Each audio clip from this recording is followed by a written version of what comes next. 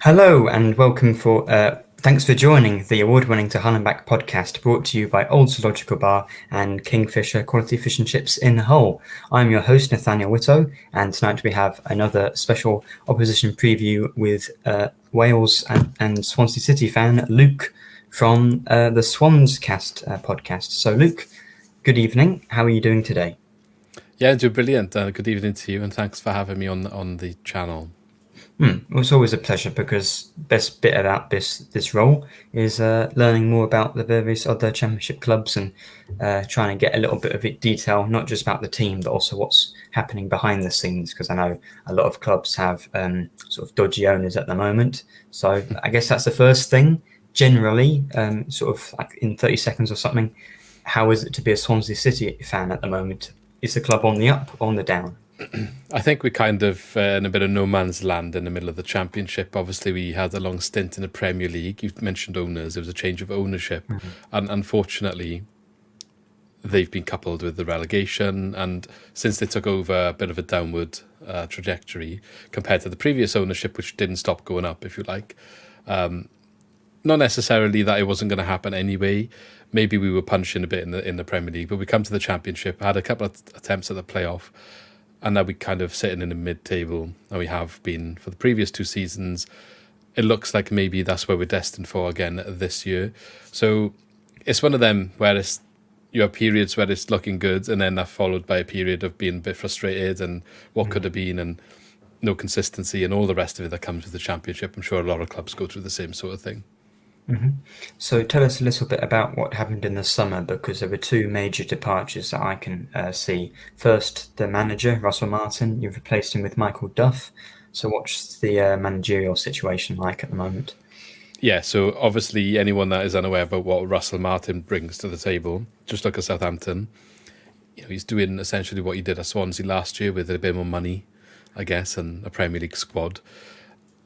But yeah, so he's trying to do that with us last year. High possession stats, some silly errors at the back costing us quite often, and ultimately that's why we resulted where we did in higher mid-table, but only 3 points actually off the playoffs. So it was a very what could have been the season, because we had a good run of form towards the end, which was after a really bad run of form, and we should have done better and ultimately shot ourselves in the foot.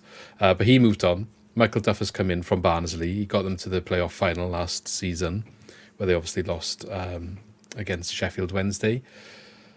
He's come to us now, and we still do play, a possession game. It's not to the extent of what you see from Russell Martin. We have a little bit more of a direct approach when it's needed, or a little bit sometimes of a different game plan when it's needed. We can mix it up a bit more. There's definitely more of a press out of possession, and it's a high intensity, high work rate system when it works, but it's not always working as it should yet, because it's still early days. But that's kind of what has been a lot of the frustration this season, because you think it looks good and then you have a poor result, and it's hard to see where we really are. I think he needs more time really just to get a grip on it, and probably another transfer window, because we're short in some areas. He started the season with a different formation to what we're using now, and I think the summer transfer window was planned for that previous formation, and we're seeing the results of that now with some shortcomings. So yeah, it's still transition, definitely, even though it's not a massive transition. I think any sort of system after Russell Martin's quite difficult to adjust to, actually. So yeah.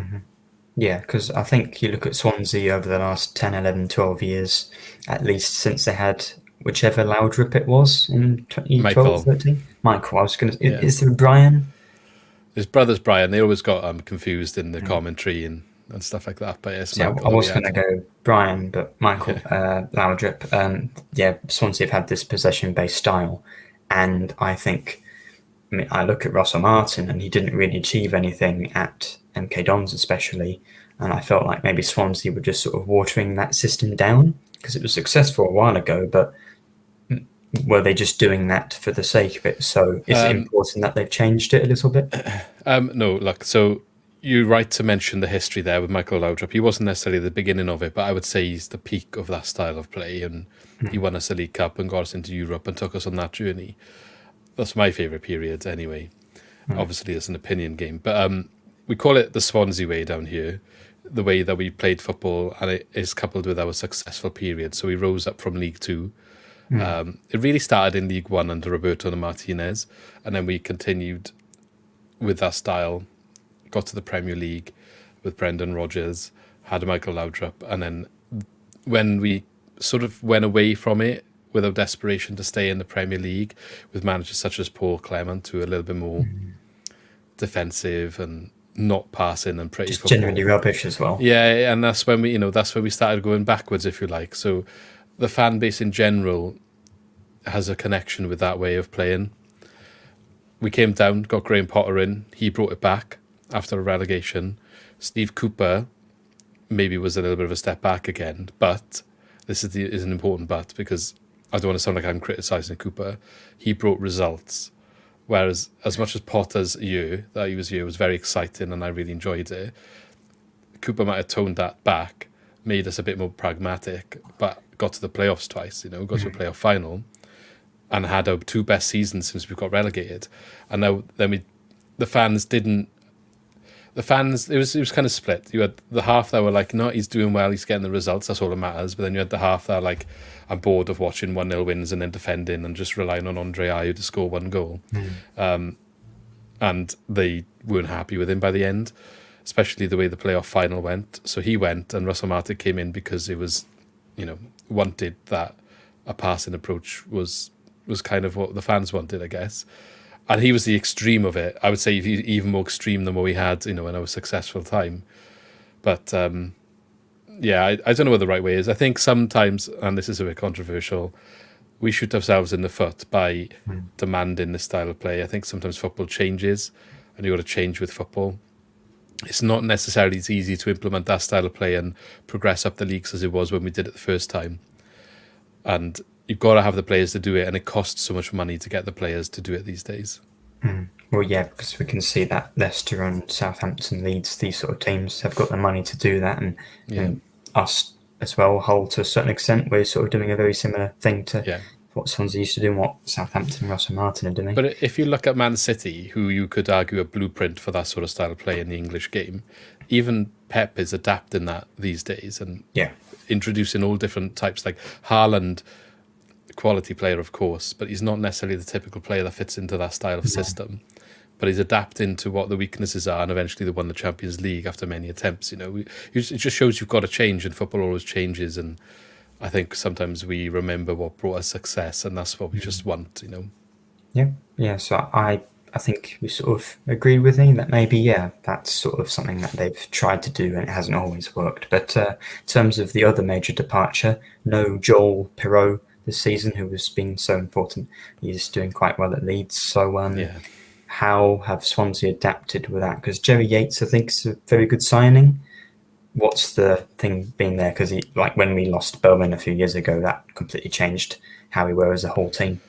Yeah, I think we're still struggling to change after Perot. He's one of them players that he had so many quiet games that you think, I don't really know what he's done. He doesn't play very well, and it's easy to say that after games.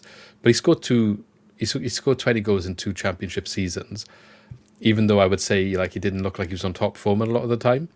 But then when he's not in the team anymore, all of a sudden you realise what he brought and what he did.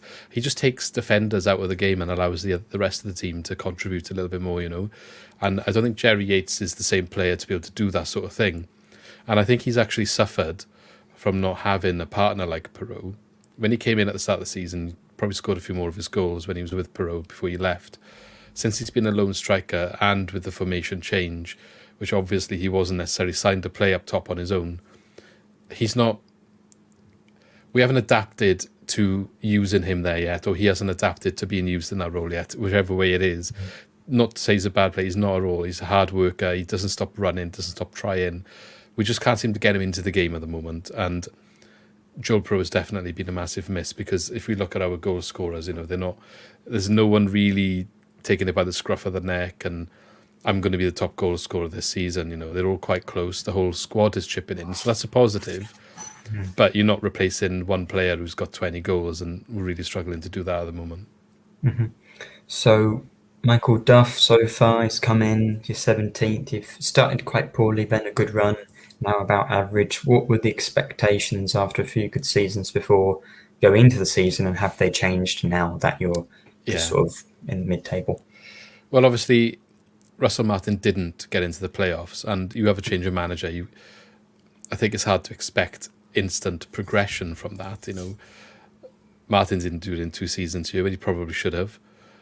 So I think mid-table is a fair expectation for Duff in his first season. Anything extra is a bonus. I do think it's quite a hard division this season, with some of the teams that have come down and some of the teams that have come up have actually made the league a harder proposition to do well in and to get into the playoffs, especially. You could argue with the teams that got relegated, the rest of the league was only playing for three slots. I think a lot of people thought, and at the moment that is proven to be the case. Very difficult year, but yeah, I think I think the mid-table is quite similar in ability. We fall into that category where momentum is so important. So you mentioned our 2 runs, really bad run at the start of the season, managed to get our first win, and then we won 4 on the bounce all of a sudden, and shot us up the table. But I think that's what it's going to be like this season, a little bit of a roller coaster, and depending how well you can keep your form, that's the teams that are going to do well. Yeah, I think form at this level, maybe the top teams and the very worst teams, perhaps not, but for pretty much everyone from maybe like 20th to about 5th or 4th or something, that momentum is so important because, I mean, like teams like QPR are just rubbish, for example, but they can't really get ahead of steam. But City at the moment are doing fairly well. So how do you see this game going? Because I think Swansea, last year we lost 3-0 at Swansea. It was the last game under Shota Arveladze. Tobias Figueiredo dived in his own penalty box because he thought he'd been fouled, and it was actually our own keeper going to collect the ball. It was really dreadful. So I think it's going to be a little bit tougher for Swansea this year. But how do you see it going, and how do you feel like after the last 2 games? Was it Ipswich away, the last one? Yeah, Ipswich away. Talk a little bit about that, yeah. Ipswich away and Sunderland at home. So obviously you mentioned our form, and they're not the best results. A draw at home to Sunderland and a loss away to Ipswich. But we did have a red card in both. Controversial red card in both, I should say. The one against Sunderland at home, which completely shut the game down, and it ended 0-0 because we just had to get something out of the game at that point. Both decisions, 2 yellows, were commented by, is it PGMOL, the Referee Association, came out and said both shouldn't have been yellows. So we got a player sent off, and neither of them was even bookable. I mean, what can you say about that? And then against Ipswich, again, I think we were hard done by with 2 yellow cards in that game for a player. Not that the Ipswich one probably would have mattered. They had a period where they just blew us away after we went 1-0 up. But I think Ipswich are doing that to a lot of teams. So I'm not reading too much into that. And also in our last 5 games, we've also had a loss to Leicester. So our form, it doesn't look as bad as what it necessarily looks if you look at the 5-game sample. The only one I'm really disappointed with was a home loss to Watford. Now, they sat back in the first half of that game and we couldn't break them down. I'm not expecting Hull to do that. I'm not saying it's going to be an easy game, but we'll be able to play our game better if there's more space. And if you're trying to do the same thing as us, from what I anticipate, it could be quite an open game. Yeah. And then I guess it comes down to the quality of the teams and the game plan there. But I'm not expecting no goals for sure. I wouldn't be surprised if both teams score. But I definitely think it's going to be a hard one. I'm not confident in saying we're going to get a home win, but I do think we need to go for it to get a home win, because it's been a little bit of a while since we did win our last home game now, 4th of October. So it's due. We need to get one, I think. Mm-hmm. So I mentioned Jerry Yates there. Another key player is Jamal Lowe, who scored a lovely goal at Ipswich. So are those the 2 best players, and maybe Matt Grimes? Who are the best players in the Swansea team at the moment? Yeah, Lowe probably is the attacking threat to be wary of. Yates is like a poacher, so he'll be there and thereabouts. He'll be running at your backline, trying to make him make mistakes when they've got the ball. And when we've got the ball, he's in the right areas. We just can't get the ball to him. So that depends on the space, I guess, so that we are offered to be able to get him into the game. But Jamal Lowe, as you said about the goal he scored in Ipswich, he doesn't do it enough, I think, but he can run with the ball and take players on. And when we're 3-1 down away from home and he's decided to do that, we reap the reward. So I'd like to see a little bit more of that from him. But that is definitely what he's capable of, So yeah, he's definitely the one to watch out for. We don't have an abundance of players in those areas, so I would expect them both to start. But you mentioned Matt Grimes too. He would be the key player in the centre of the pitch. He's the captain. He's been there for years now. I think many people know about him. He gets us going. If he has a good game, Swansea generally have a good game, and vice versa. If he's not really playing so well, the team comes down with it because he just dictates how we play from centre midfield.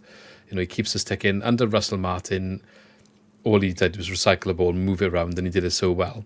This season, he's been added a little bit more of directness to his game. He struggled at the start, and I think that contributed to our bad run of form at the beginning of the season.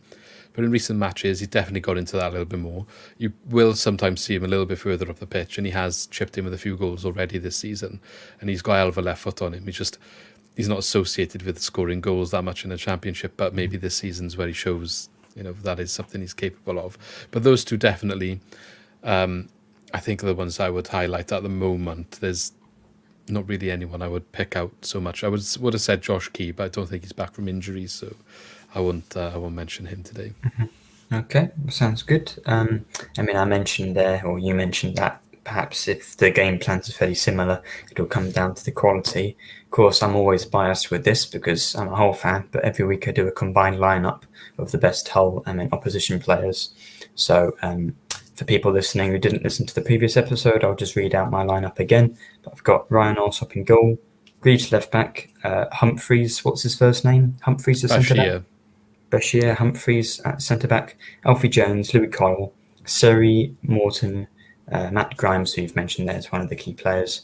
Philogene has to be in. He's just one of the most informed players in the league at the moment. Jamal Lowe, who scored that lovely goal against Ipswich, and up front we've got Liam Delap. So, as a Swansea City fan, I'd like to get your perspective on this. I've not had many Swansea players in there, but with the league positions, I think that's somewhat justified. But mainly, are there any Swansea players in here that shouldn't be? I think you got the right three there. Humphreys, he is a talent. He got an England call up just before we came on loan to us. I don't think he played, but he did get called up, and that says a lot, about where his credentials lie at Chelsea and what they think of him up there. He didn't have the best game against Ipswich, but he has definitely come into his own of late, so I wouldn't be opposed to including him. The other centre-back playing at the moment, Harry Darling, he's doing better this season, but I think he's got his limitations. Humphreys is definitely the one that's got the potential to go forward. I would say, I mentioned Josh Key. He's injured at the moment, but he's one of the candidates for our player of the season at right back, so he's perhaps one worth looking at. Bit of raw talent coming up from League One. Had a very good season so far with us. We were told maybe he wouldn't quite be ready for this level to be playing week in, week out, but he's excelled, and he's not going to be a Championship player forever. He's definitely going to be one that goes up the leagues. The other player I would maybe mention is the goalkeeper, so Rushworth. I think a little bit of a slow start, but the last few games he has been outstanding for us, and he has kept the conceded goals down. 6 saves against Ipswich. I think it was like 8 against Millwall or Sunderland, one of the previous games. He's making a lot of saves, which is going a bit unnoticed because Swansea look like they're not necessarily conceding many. They're in games, they're losing by 1 goal, but he's a massive part of that because we are conceding a lot of opportunities and he is kind of bailing us out. There's probably going to be a game there where that doesn't happen and we get thumped, and then we'll realise how much of an impact he's had, but under the radar a little bit. But he's definitely, I think, in contention for one of the best goalkeepers in the league this season if he carries on the way he's going. Okay, well that's interesting. It's why I asked this question to actual fan, because I saw that he conceded 3 against Ipswich and was it 3 against Leicester or a few goals, and so you don't think to include the keeper, but it could have been so many more against Ipswich. I honestly, he made some saves that you just have no right to be making, and 3-2 looks a good result on paper, but it should have been worse. I'm telling you, they battered us for a period of 10 minutes. But 6 saves against Leicester he made. No, not Leicester, sorry, Ipswich. I think that's my bias showing, because Allsop has been good for City, but we've been playing relatively well defensively of late. Was it 3 clean sheets and 4-0? So he's not actually had that many saves to make in the last few games. That just, those clean sheets do look nice, though. So before I get your prediction for the actual Swansea City game on Saturday, you were saying before the podcast started, and Wales are currently playing. By the time you're watching or listening to this on, especially if it's in podcast form, audio form on Apple soon, you'll know whether Wales have won or not. But you said that you don't really enjoy watching Rob Page's Wales at the moment. So Yeah, it's the international break. I'm wearing my England shirt. What are your thoughts on Wales at the moment and the it's future funny of because Page? they've gone 1-0 up at the moment. So we'll Mm. see if they manage to hold on. But I just think he got it kind of got the job after some controversies around the manager before him, and he done decent as a caretaker and he was given the job. But we've had a lot of recent success, and I just think we could have gone a bit better. We're probably in our best period in a long time, because some of the better players that we've had, obviously Bale's gone now, so it makes it a bit more tricky, and Ramsey won't be far behind him. So we got to bring some new guys through. I'm just not sure that Rob Page has got the experience and the ability to really take us further. It's fine to just carry on doing what we're doing. We're scraping through at the moment potentially to the championships now, but we were in a position in the previous game where we lost to, I can't even remember who It it was was now. Armenia at Armenia, home. yeah, That was the big Armenia. one, wasn't it? So we lost. We only needed to win that game, and we drew. I think it was a 1-1, wasn't it? In the end, we did the hard work. We beat Croatia, and then we drew at home to Armenia. Where a win there, we're through. Now we got to rely on a playoff, even though we're beating Turkey. And yeah, I'm not sure in the World Cup again. The way that he approached the World Cup was kind of like a swan song for some players that have been around the block. Helped Gerard. us qualify. Joe Allen, but not even him. Like some lower league players, Johnny Williams playing in League Two, gets a call up ahead of Championship players because they haven't been involved in the squad, even though in form. Not getting a call up because, well, Johnny Williams has helped us through this period of getting to your first World Cup in however many years, 50 odd years. So we're going to take him. He's not going to play. Like, he's not going to play. Gareth Bale, as much as he's a hero for Wales, he didn't perform, but they're too scared to not have him on the pitch. I'm not saying don't start him, but if he's not playing well, you sub him. There's other players that are going to do a bit more damage. And I just think in the World Cup, we were kind of a team there to make up the numbers, and we didn't need to be. It's like we were happy to be there because we haven't been there for so long, which, yeah, we were. But when you haven't been there for so long and you see a team do nothing, it's disappointing. I mean, we're ranked in the 20s and should be doing better if you got a rank like that, really, shouldn't you? Yeah. I think we're over-ranked, but if we're there, then expect to see a bit more. Well, yeah, it's that thing where obviously you would be happy. Was it 60, 64 years since it's been out of the World Cup? Yeah. But if they're not playing to the best of their ability, then it is also frustrating, isn't it? But they expanded the World Cup, didn't they? So it was a bit easier to get into, which, it doesn't matter. We're still happy to go. But again, like some of the selection, if you're going to go to a World Cup, the pinnacle of football, and you're going to pick players from League Two just because they're going to retire afterwards, and it's nice to take them to this big event, even though they're not really going to be a useful part of the squad. What is the point, honestly? Like, it's just we want to go there to be competitive. If they're not going to be a competitive part of the team, then it should be other players going instead. Yeah. And I think with international football, especially at like Wales level or whatever country it is, with England, they're one of the superpowers. They've always got players in every position, except we don't have any left backs. No. With Wales, I think what you've seen with Bale, but not anymore, you've got Brennan Johnson and Dan James and Harry Wilson and David Brooks. Yeah. If you could have at least one good striker rather than lots of these similar quality wingers, that might help a bit, because Kiefer Moore is decent, but you need a bit more. Yeah, he's not. He's a good striker. He's someone that you want to maybe bring off the bench. When you want to change the game. I'm not sure he's someone that He's if just you're going to scored. get to a World Cup. Well, I'm not. Kiefer Moore has done fantastic for Wales, He's not playing. but just to sort of reiterate your point, there's no quality key striker. Like he's gone to the Championship with Bournemouth, the Premier League with Bournemouth, and ended up going out on loan back to the Championship. That's what I'm saying. There's no Premier League quality forward or striker that we can call up week in, week out, and it does make Page's job a bit tougher. But there are other players that he can call and youth that he can try and introduce. And he has been doing that now, granted. But I won't forgive him for some of the selection that he took to the World Cup when it was we could have got out of that group as well. It wasn't the hardest group that we had. Oh yeah, I mean, bit offensive to England, but yeah, it was fairly. You had England who should really be finishing top, of then Iran, America, or Wales. Really, any of them you thought could. I thought we could have come second, is what I mean. I didn't expect to necessarily knock England out. I just thought probably should have done better against the other two teams. And if you win two games in the World Cup group, then balanced group, I thought. Yeah. Yeah, I think Wales probably will be there. I think Scotland as well, perhaps for the next World Cup, because it's even bigger. Is it as many as 48 teams? Was it 38? It's nuts now, isn't it? It makes it less of an achievement, if anything. But I mean, obviously, you want to go. Just it's always nicer to qualify when it's harder, isn't it?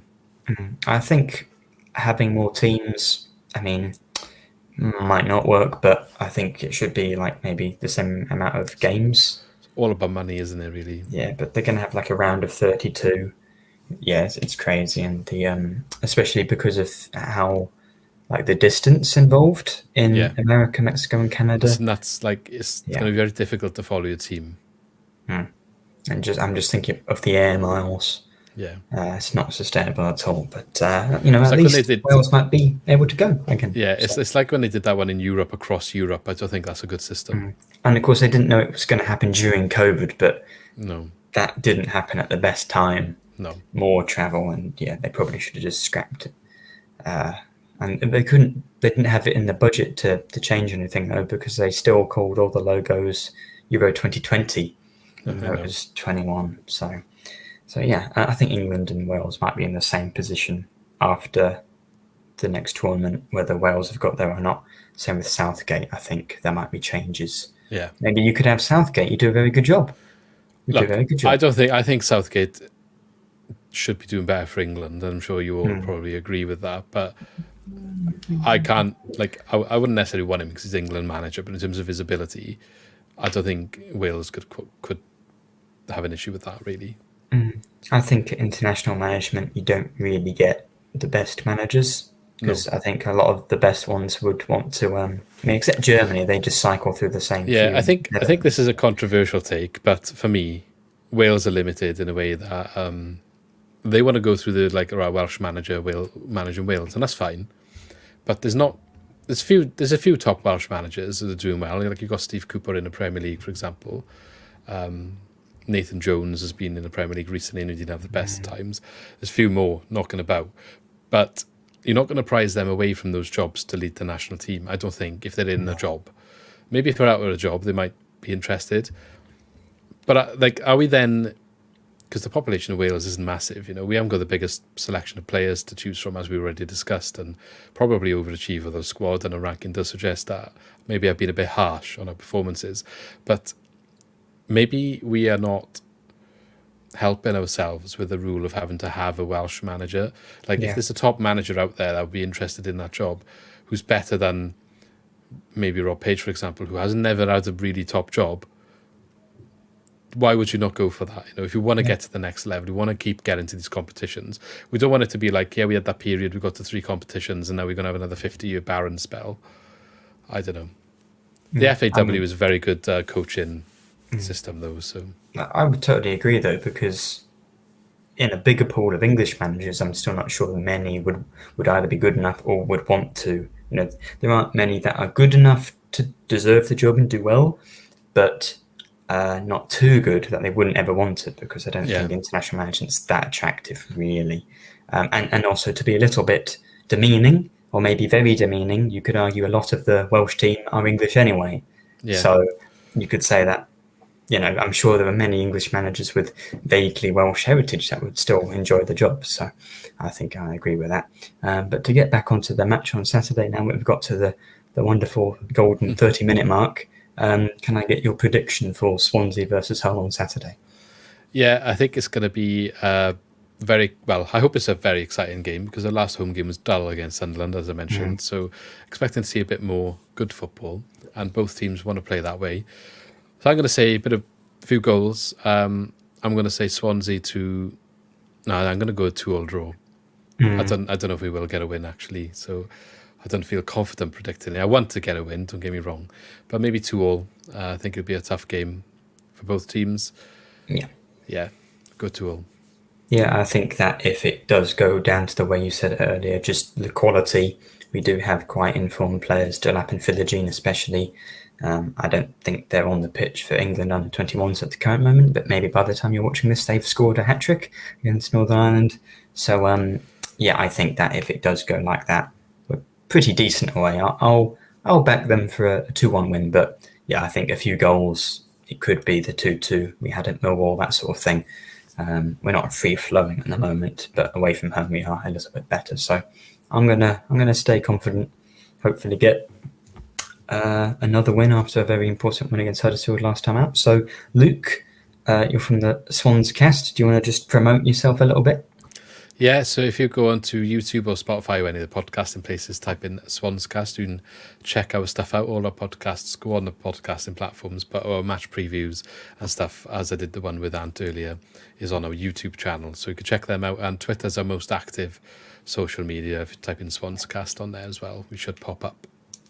Okay, great. Well, I've got 3 shout-outs now. I did have 2, but David Cross has just commented in saying that Tyler Morton, who is on loan from Liverpool to us, has scored for the England under-21. So that's great because we've had Philogene and Delap playing for them. So if that's true, maybe he's making a fool out of me. I haven't checked. Then Morton scored, so that's very good. He's not scored for City though this season, so hopefully he can bring that into the game on Saturday. And then also, it was a delight to go to the Football Content Awards. We didn't win anything this year, but we've still got that bronze from the previous year, 2022, so it's nice to be there. And I've got a badge from the Do Not Scratch Your Eyes Watford podcast. It was great. If they're listening, it was great to meet you.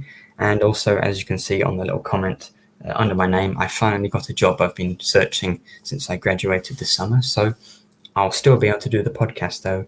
Very good hours, so I'm looking forward to getting into that and then still doing this because I love all this stuff. So Luke, very good guest. Thank you very much. And Thank you very much, and congratulations. On Sunday. Thank you very much. Thank you for commenting, listening, and liking and subscribing to all the stuff. Keep doing that, and we'll be back very soon for another podcast.